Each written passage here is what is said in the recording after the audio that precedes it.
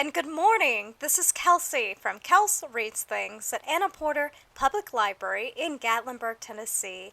And today, on this drizzly Friday morning, I am very excited to be discussing with you Clockwork Angel. This is the first book in the Infernal Devices series by Cassandra Clare. And for those of you who are not familiar, this series is the prequel series to the Mortal Instruments series by Cassandra Clare. Even though it was published at a later date, it does take place at least 100 some odd years prior to the setting in the Mortal Instruments. So the Infernal Devices series is a young adult, urban, and as well as historical fiction story.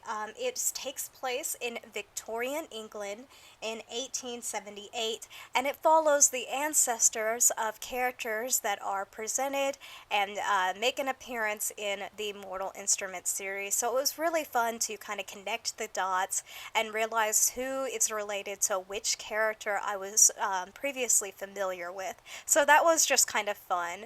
And I thought that that was pretty creative of Cassandra Clare to create an additional series that takes place, like I said, at least more than 100 years, like 120 some odd years prior to the Mortal Instruments. Sorry, I get these two series mixed up all the time. Okay, so now I've discussed at least the setting and the time period, and now I'd like to tell you about the actual plot. So the story opens with Tessa Gray. She is a young teenager traveling from New York City to Victorian London in 1878 in order to reunite with her brother. Upon arrival, however, she is greeted by two very devious women known as the Dark Sisters, who claim they will bring her brother to her. But instead, they subject her to torture in order to expose and eventually control her previously unknown shape-shifting abilities. These women are members of a pandemonium club, and it's run by an individual who calls himself the Magister. After a few weeks of experiencing torture and trauma, Tessa is eventually rescued by a small group of individuals known as shadow hunters. And if you've seen my previous videos, then you are aware of what shadow hunters are. And if you have not, then I'm going to go ahead and just briefly explain that shadow hunters are a race of superhumans who have angelic blood, and their whole purpose is to defend mortals from any possible threat. So Tessa, after she's rescued by the shadow hunters, agrees to stay at their London Institute, which is kind of like a headquarters for shadow hunters. It's a place where they can reside and rest after missions, or even live forever there, from what I can tell. And she agrees to help them locate the Magister using her shape-shifting abilities. However, she agrees to do this only if they help her locate her brother Nate, who was the purpose of her coming over to London in the first place. Over the course of this tale, Tessa becomes entangled with two Shadowhunter boys who could not be more different, but who also have a very endearing bond between them. Will Tessa learn how to control her powers as well as her heart? Will she be able to locate her brother and the mysterious Magister? Find out by reading Clockwork Angel. So that was my general synopsis of the plot and what I basically got from the entire plot of the story. That's my way of at least explaining what occurs. And now I'd like to talk a little bit about some things that I actually liked. So I usually enjoy just about any kind of fantasy. I've recently discovered that I really like urban fantasy, and especially if it has a little bit of a historical spin on it. This was kind of like the perfect book to fuel that new interest. And there was also quite a bit of a steampunk feel to it, and I won't really explain that because I feel like that would be giving just too much away. But just know that it very much is a almost gothic Victorian feel with a little bit of sprinkled in. So that was really awesome, and I thoroughly enjoyed that about this novel. I thoroughly enjoyed the dialogue that was between characters. It was always witty, sarcastic, fun. Cassandra Clare is very good at writing dialogue between characters. I personally thought it was more well written than her three previous novels that came before Clockwork Angel, but of course she was still a relatively new writer whenever those books came out, so obviously her style has changed a little bit and improved. There are still some similes and metaphors that I really felt like were kind of displaced or didn't really add on to the story or make a lot of sense. But again, they were less frequent and less present than in the previous three novels by her, so I can definitely say that she's improved her writing style. And now I'm going to talk about at least the three main characters, and those include Tessa Gray, Will Herondale, and Jim Carstairs.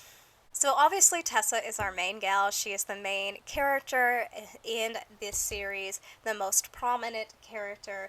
A lot of what we're reading comes from her inner monologue, and I thought that she was great. Really enjoyed just her intelligence and her wit, and also how she processed things. She was a little bit of a quieter character, but it didn't mean that she was any less strong than other characters present. I thought that she really adapted well to her surroundings and to the fact that she apparently has powers now that she was never previously aware of, and has just been kind of like Clary was, thrust into this world that she knows nothing about. And overall, I think she handled the shock fairly well.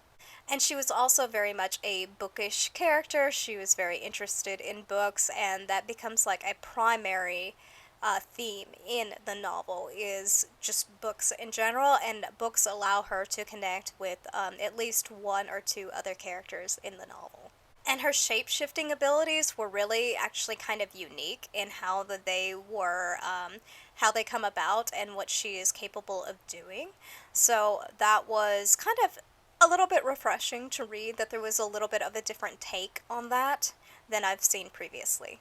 Will Herondale. Oh, Will. He's one of those characters you love to hate, but also hate to love. He was a lot, and that is all I can really say.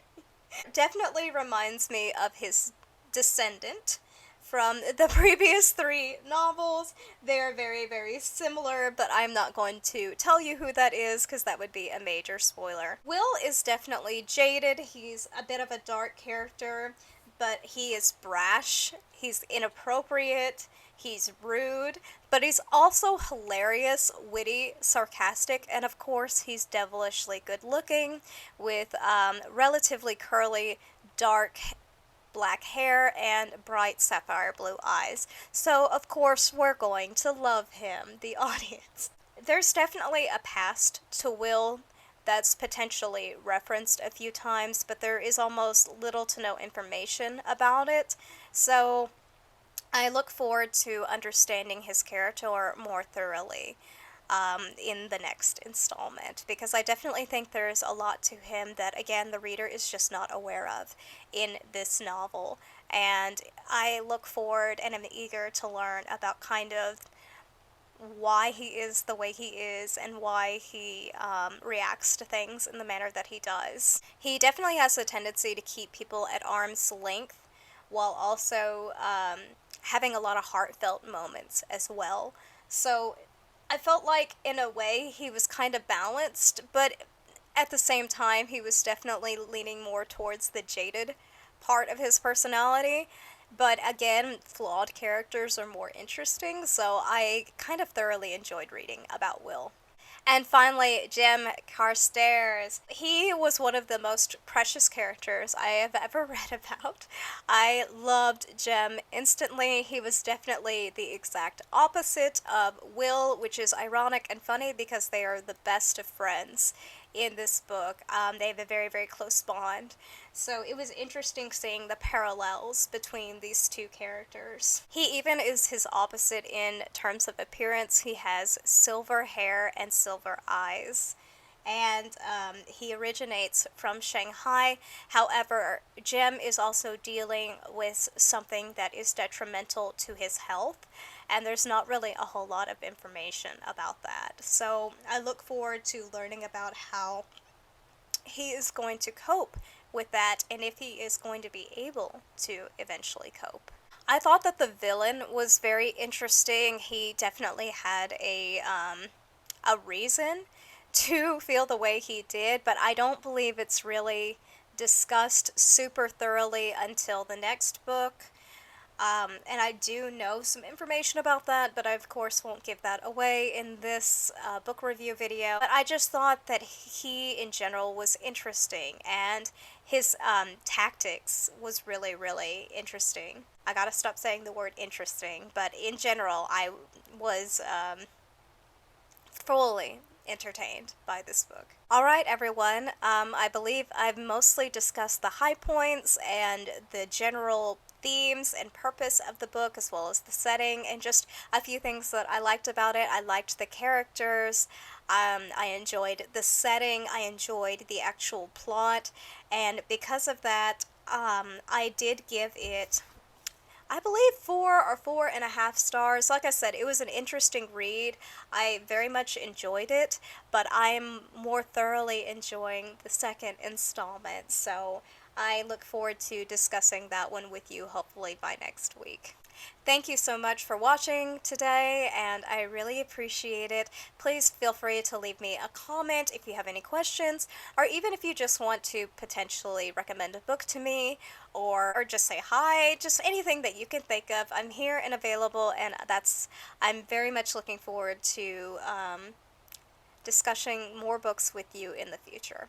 Most likely next week, as I've said, I will likely be doing a book review on Clockwork Prince, which is the second book in the Mortal Instruments series, or the Infernal Devices. See, I told you, I get them mixed up all the time. The Infernal Devices series, and hopefully by sometime next week I'll finally have a chance to read City of Lost Souls by Cassandra Clare, and that is the 5th book in the Mortal Instruments series. Thank you again, guys, and I hope you have a fantastic Friday and a safe holiday weekend if you live in the United States. Happy Independence Day.